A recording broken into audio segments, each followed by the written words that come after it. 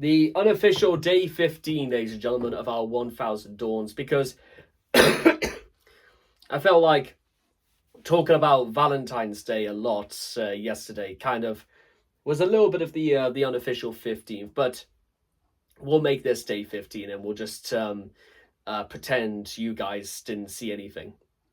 Got it? Good. Okay. Back to action. So, the big step for today, ladies and gentlemen, is to address something very, very interesting. We are now halfway through the month of February. Now, this may not sound particularly interesting because, we're halfway through the month. What's important about that? Well, let me explain to you exactly why, ladies and gentlemen. Because it was this time last month, halfway through the month of January, that I made it very well known and very public across some of my other shorts, is that, guess what? We are going to do everything in our power that the second half of the month is going to be greater than the first half could ever hope to be. And that's kind of what it has to be, ladies and gentlemen. We have to give it our all in the second half of each month. And that's not to say the first half doesn't deserve just as much energy and thought behind it. But what I'm trying to demonstrate is a level of commitment, of work ethic, all throughout this year. And guess what?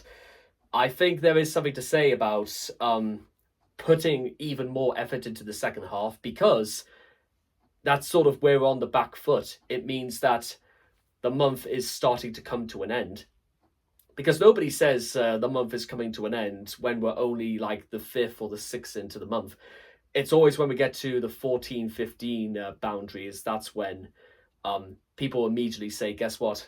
It's coming to an end. And it's only, when I say coming to an end, there's only 2 weeks left in the month of February. And guess what? That's a whole 6 of the year just gone immediately.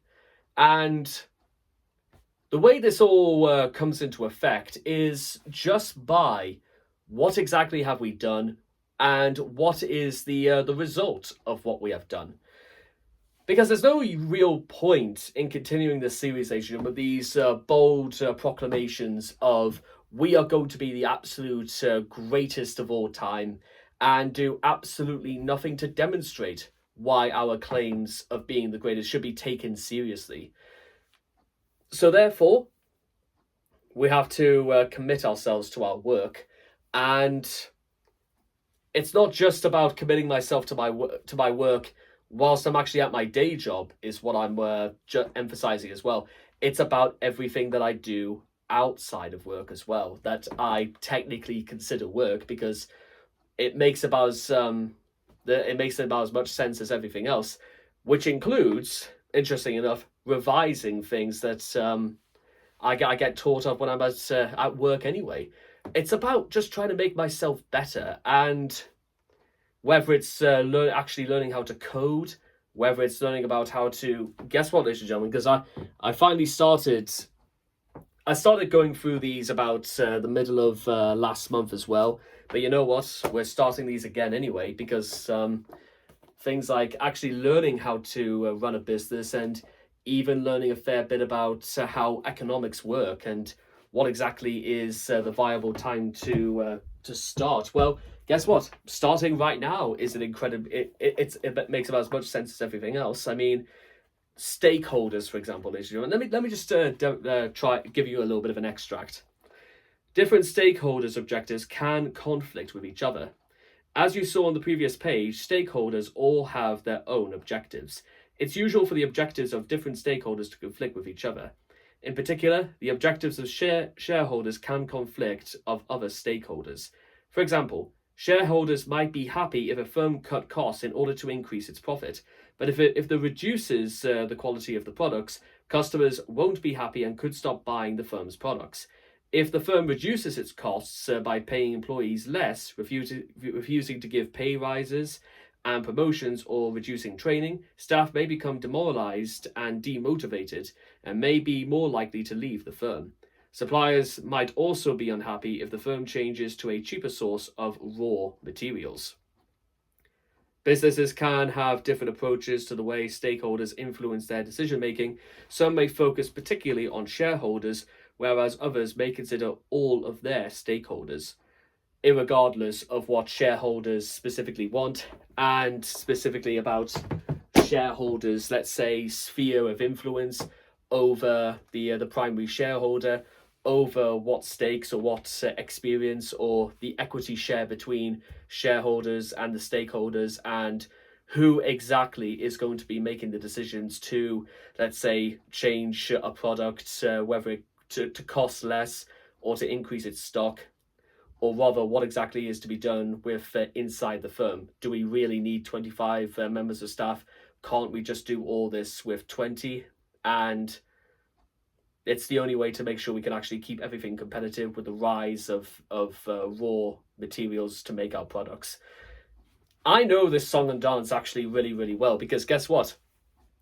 Even from the point of view of a customer, it's the sort of thing you could just observe with just your eyes when you go into a shop, comparing prices from what they are right now to maybe in about 2 weeks' time when you go in again, and you may notice, hang on a second, the prices for that have gone up. And you may look at it on the surface and say, hang on, that it doesn't taste any different than it was before, so why does it cost more money?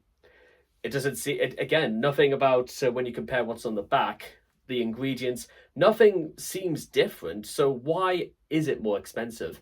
And then that's where they'll say that the price of beef seems to have gone up as a result of a shortage somewhere, for example, wherever they may source their beef, or stuff like that. And then you start of getting into the more the government, not the governmentization, but rather just how these things work, and you get to grips about just sort of the larger economy at stake, and just all the things that go on, whether they're influenced by the weather, whether they're influenced by just how farmers work, etc., etc. It can be for any sort of way, but that's just as an example. So yeah, learning to stay on top of stuff like this, it's always good to it's just to also be aware of the world around you, because guess what? Food prices may be going up, housing may be going up, electricity may be going up, gas may be going up, everything might be going up, but you don't seem to be going up. You seem to be stuck exactly as you were before. So therefore, maybe trying to be a success seems more as a need of survival more than anything else. And which is it can alienate quite a lot of people when you phrase it like that. But I also like to maintain that, guess what? Think about everything you have to gain from being successful that might not immediately result in immediate necessities. But that's just one of those questions that we have to ask another day. However, just to end this video sort of where it began, the second part of the year, of the month is now underway, and therefore there is work to be done. Always more work.